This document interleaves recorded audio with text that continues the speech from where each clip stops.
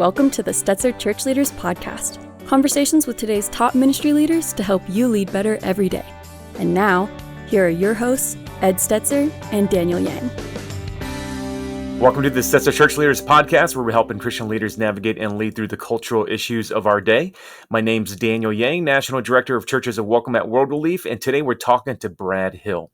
Brad's Chief Solutions Officer at Glue, a tech platform that provides churches with the tools and resources needed to build a more connected ministry. Brad joins us today to share how churches can embrace this new era of digital outreach so they can meet the needs of their communities. Now let's go to Ed Stetzer, Editor-in-Chief of Outreach Magazine and the Dean of the Talbot School of Theology. Well, and it's good to have a conversation with Brad in just a moment. I've known Brad for a few years, and he works at Glue.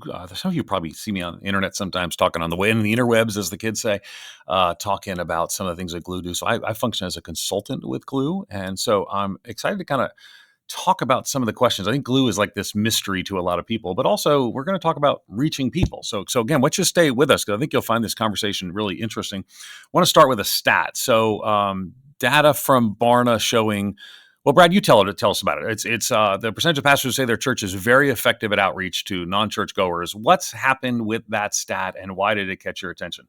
Yeah, this is pretty startling, alarming, I might say, Ed and Daniel. The State of Pastors study that Barna recently put out, they had previously asked pastors, does your church have an effective model or method for reaching people outside? And back in 2015, surveying close to 1,000 pastors, 13% said, yes, I have an effective strategy. That was kind of bad news enough. Fast forward to the recent update in the same study, similar methodology, that 13% saying yes has now dropped to 1%. So, we talk about the 99.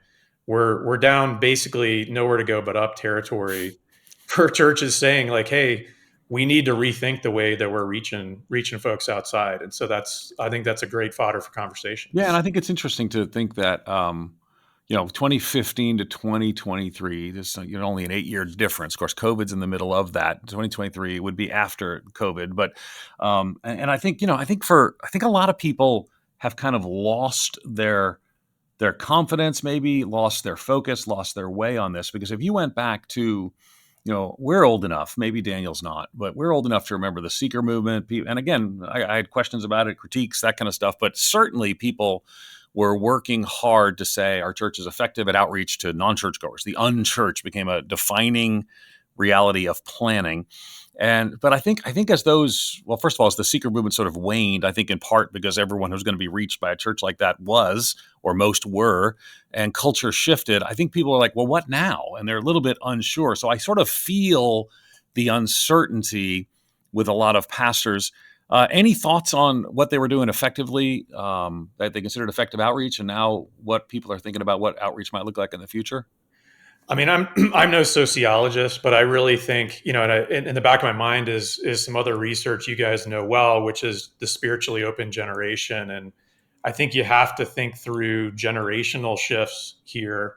We continue to see data that boomers are the ones that are most rapidly leaving church.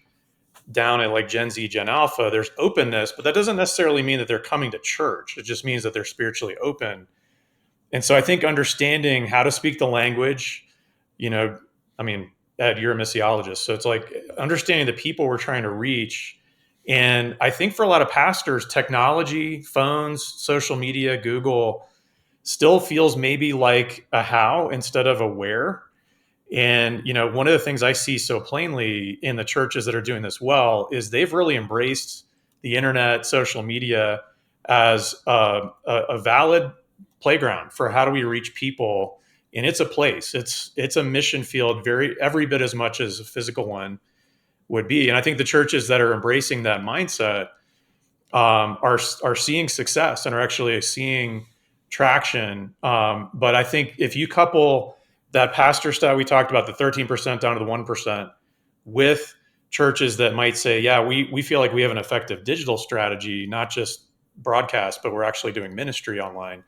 I think there's correlation there. And I think that's the place where that's the opportunity for churches and pastors to grow, is using technology, which is the natural native tongue of today's generation. Yeah, we definitely want to push into that a little bit more. But before we do that, Brad, I'm curious from your perspective. Do you feel like this is more of a strategy issue, or is this more of a priority issue?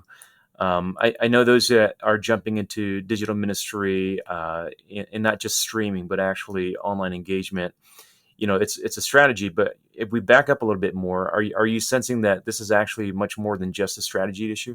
Yeah, I think strategy is a good word, Daniel. I might also just say almost a mindset issue. My family just recently did a fun trip to Europe. First time a lot of us got to go to several countries, and we were in Athens, and we got to go stand on Mars Hill and do all the touristy stuff there. But it was a good moment. I've always been fond of that passage where Paul is a student of the culture, right, and he talks about the unknown God and really learned this pagan culture and how they thought.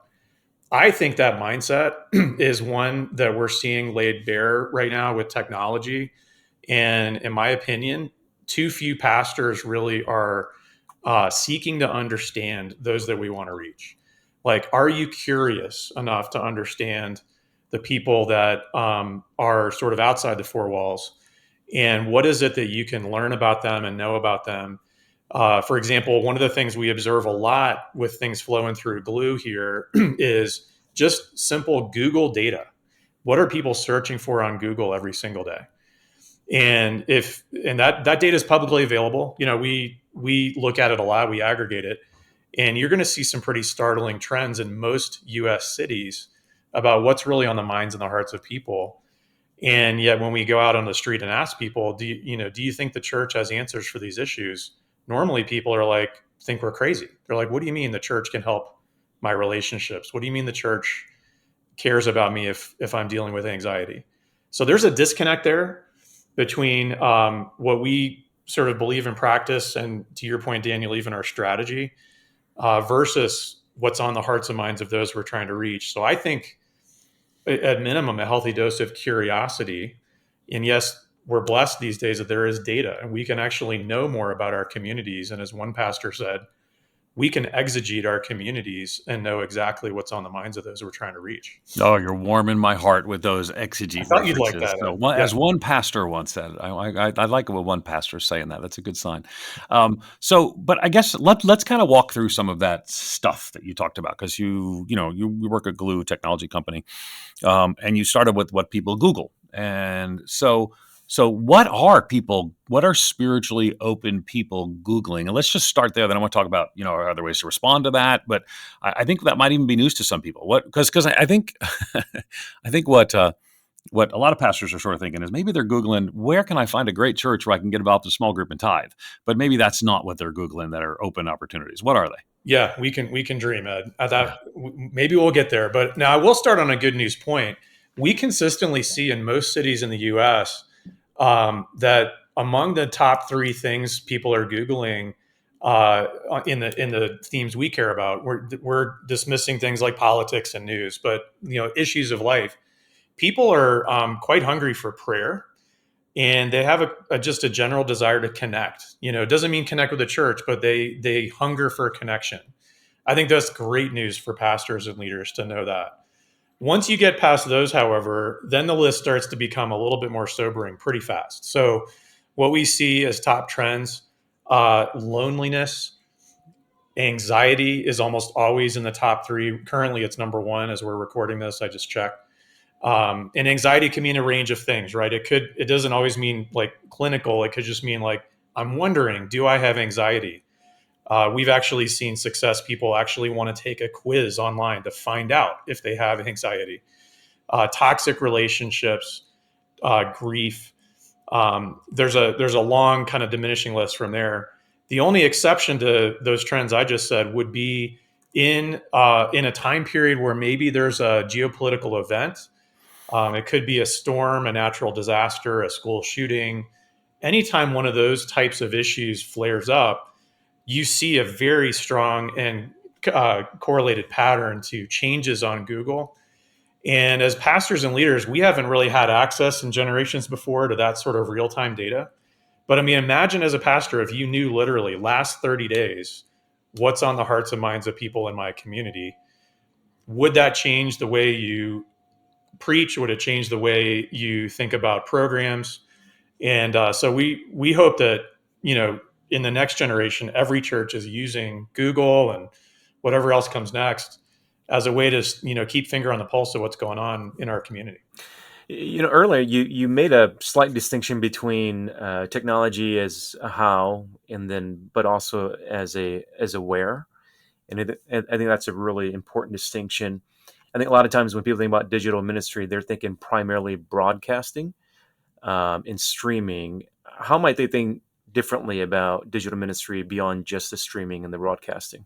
Yeah, I think, and that's we have a short list of questions we always like to sort of put in front of pastors to just get the frame of mind right. And that's one of those is, has your team really thought through a strategy for digital ministry, not just digital broadcasting?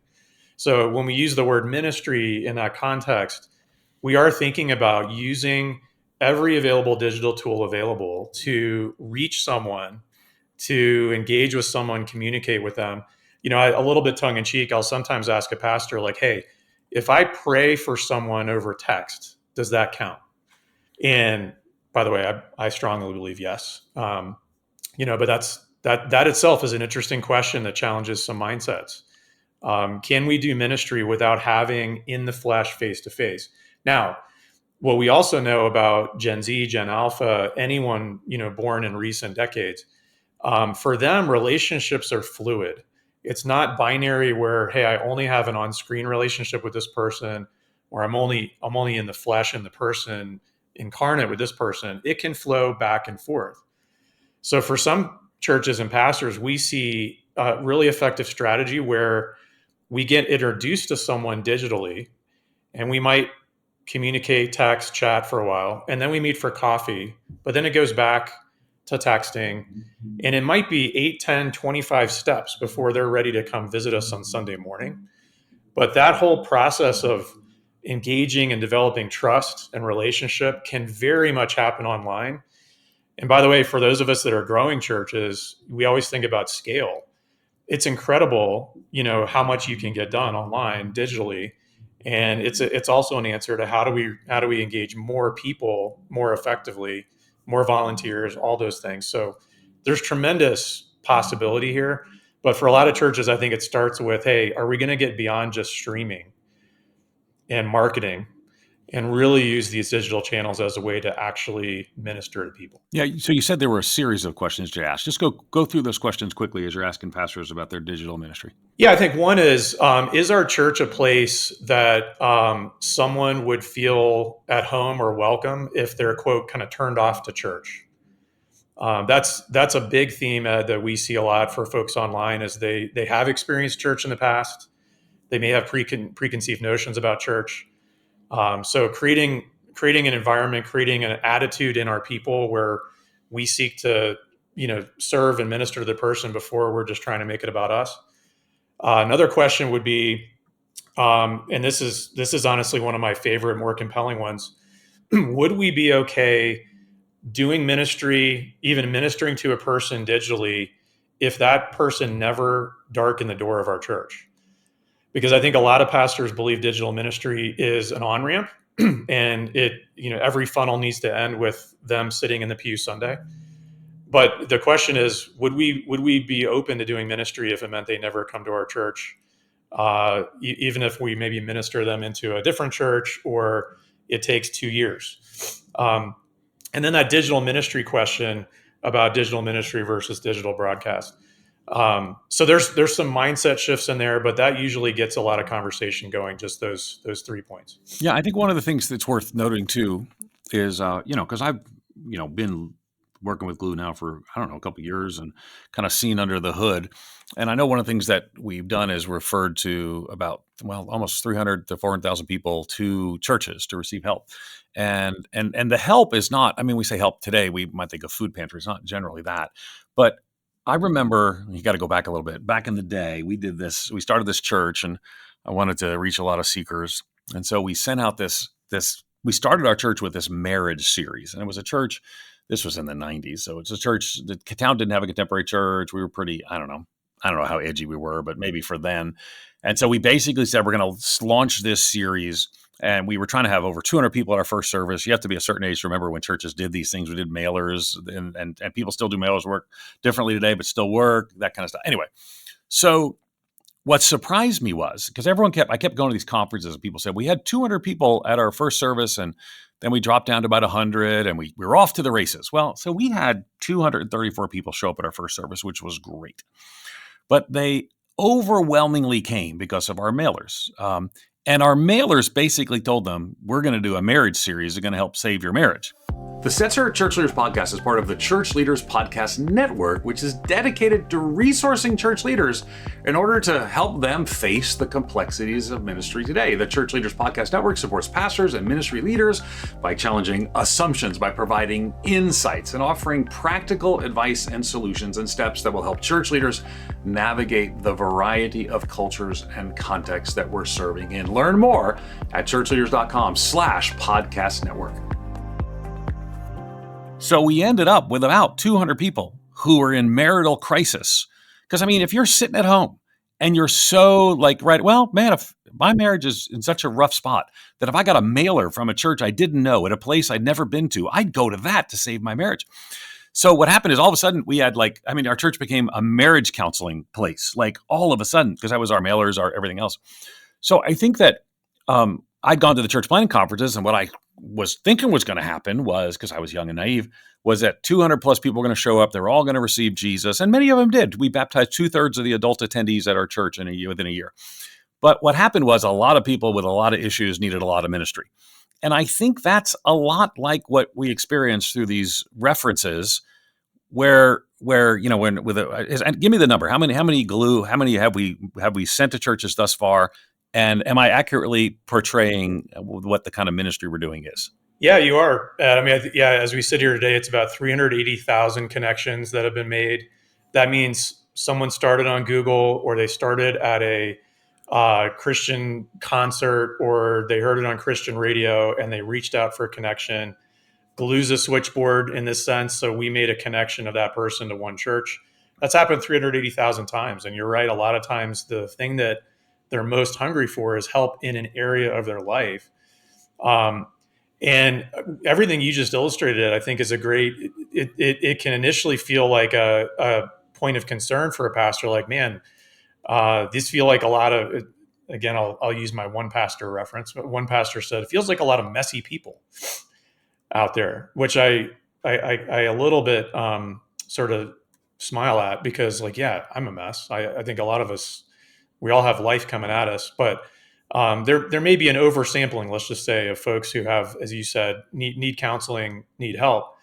What we see too is this is an opportunity for us to decide: do we really want to tackle head on the issues and the life that people are dealing with, and does that responsibility rest on our church's shoulders alone? How might we, for example, bring in other ministries or other community partners we have who are narrowly expert at one area of life that I'm not as a pastor or leader, but not give up the opportunity to share the gospel, to build trust, to build relationship. So what's happening here digitally, in a sense, is also a little bit of what we call a collective might opportunity, where, if we can marshal, if I'm a normal church of 190 or 100 people, I probably don't have all the fancy programs and resources to deal with mental health and marriage and all those things uniquely well, but there are ministries who can, and we try to forge partnerships where that pastor, that leader, has the primacy of relationship and then can reach out for help. Mental health's a great example, Ed. So in those 380,000 connections we've made, you do get people who very legitimately need counseling or need even some psychiatric help.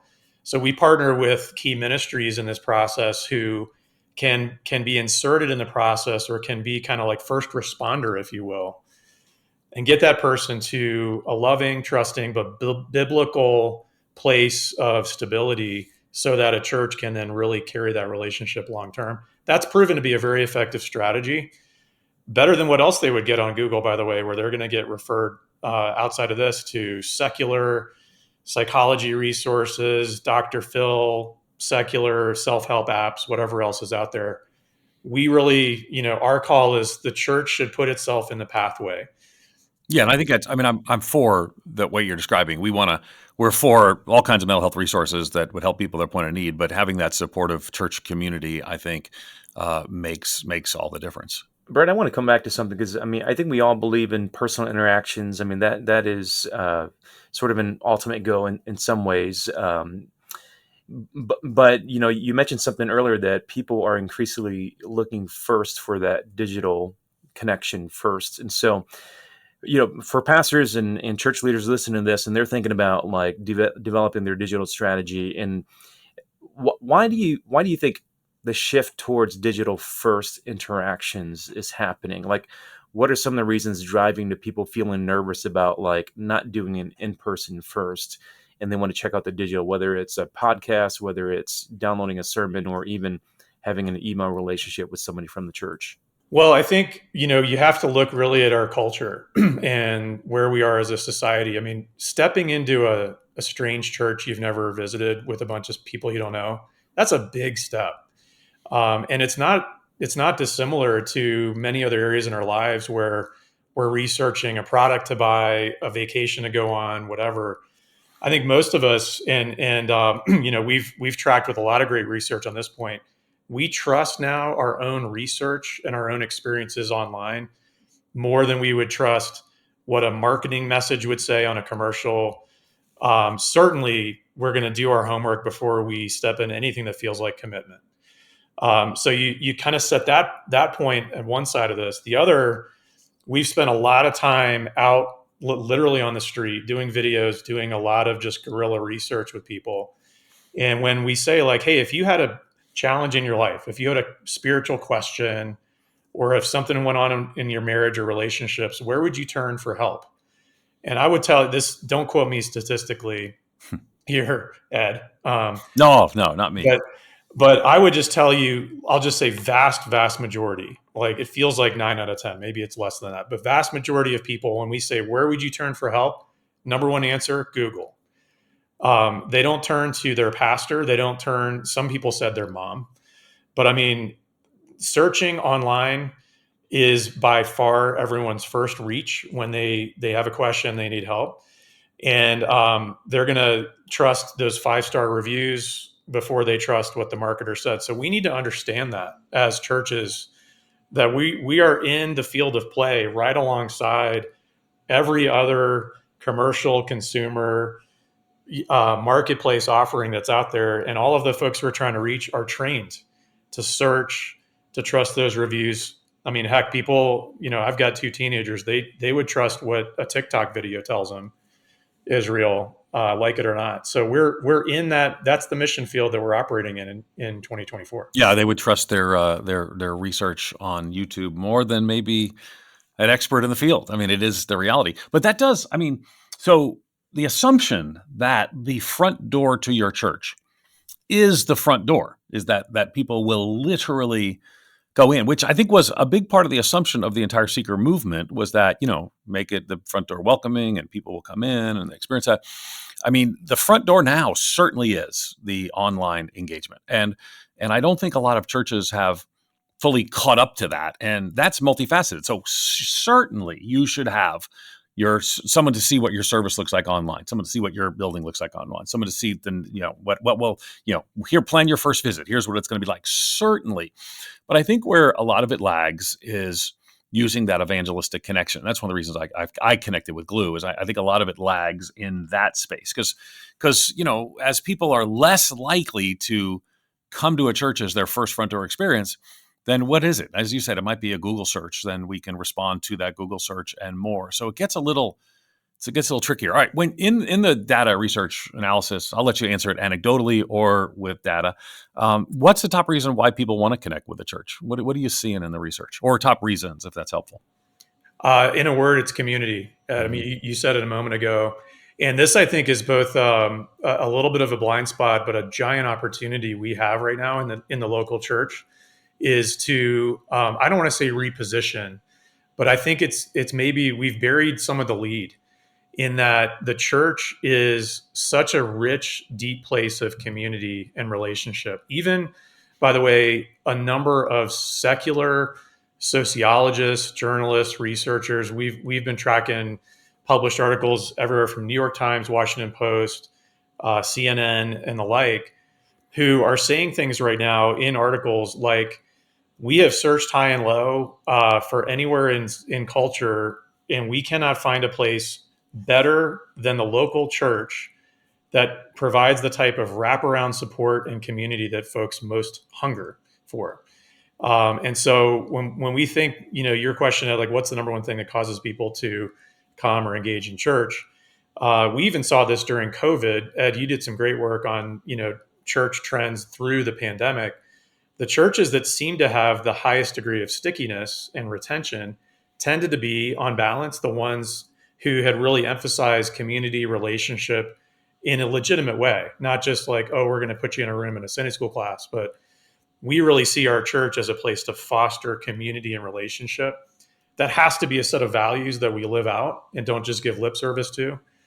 But, imagine if we could position our churches as not come to church, but come to community, come to find your tribe, find people to belong to. And as I said a moment ago, even in our Google tracking studies, we see always a desire to connect as one of those top 3 themes that leads people through. So as a pastor, as a leader, that's the good news you need to know is people are hungry for a connection, and we've likely got, the product for them, if you will. And I hate to put it in such commercial terms, but we have an answer to one of the greatest needs in society. And of course, we all know that that's all infused with the power, life-saving power of the gospel.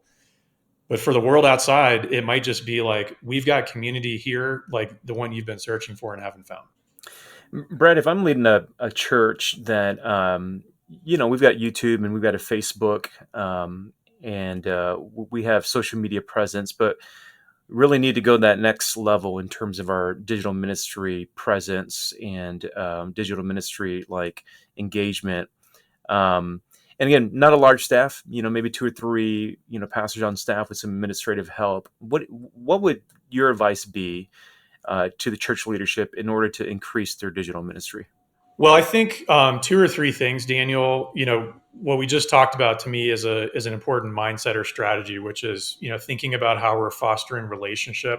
We have a saying at Glue: relationship catalyzes growth. So, which surprises some people because they're like, "I thought you were a tech company," and we are. But what we clearly know and understand is technology, programs, content should always be in support of the relationship. Should never seek to replace it or be a shortcut around it. So the more you see your church as a place to foster community and relationship, that's step 1. I think step 2, we see on a very practical level, the way you communicate in your church. There's simple technology answers today that can dramatically improve and increase the way you engage with people. I'll give you a real simple one. A lot of us still send weekly emails around in our church, those Thursday announcements or the Monday bulletin, whatever. If you do any degree of tracking, what you'll find is on the best of days, maybe 40% of people read that email. The vast majority of your church does not. On the flip side, texting, just making that simple switch from email to texting will typically double or more your engagement with people. And the great thing about texting is it's kind of weird to say, but it feels more intimate than email. It's something more personal. It's also incidentally a great way if your church is one that's trying to cultivate a culture of inviting, where you're trying to get people to invite their neighbors, invite their coworkers, their fellow students. Texting is a great way to maybe set up a 7-day, 30-day series or devotional to that end. Last thing, I'll just share a point of data with you guys. We were talking about Google a minute ago and the searching patterns that we see. This will have to be anecdotal again, but we've seen pretty strong evidence to suggest that when we find people searching online for things like loss, depression, anxiety that I listed a moment ago, as many as 30 to 40% of the people who are reaching out to Google for help are already in a church. In other words, the way I interpret that is a lot of people feel more comfortable reaching Google for help than reaching their pastor, even if they're already churched. And what that tells me is that we have an equal opportunity inside our four walls to think about reaching people and making them feel comfortable, making them aware. I think a lot of repetition is good here, that, hey, if you have something going on in your life, or if you just need to reach out for connection, we want to prioritize that here in our church. If that's you or if that's someone you know. And we've set up all these methods for you to communicate with us, whatever is most comfortable for you. But for people to understand that their church is a safe place, I think is great work for us to do, because otherwise, as I said, we're seeing literally people go out of the building to get help when we really would desperately want them to get that help inside. We've been talking to Brad Hill. You can learn more about Glue and take advantage of a variety of ministry resources at gloo.us. Thanks again for listening to the Stetzer Church Leaders Podcast. You can find more interviews as well as other great content from ministry leaders at ChurchLeaders.com/podcast. And again, if you found our conversation today helpful, love for you to take a few moments, leave us a review. That'll help other ministry leaders find us and benefit from our content. Thanks for listening. We'll see you in the next episode. You've been listening to the Stetzer Church Leaders Podcast. For more great interviews, as well as articles, videos, and free resources, visit our website at ChurchLeaders.com. Thanks for listening.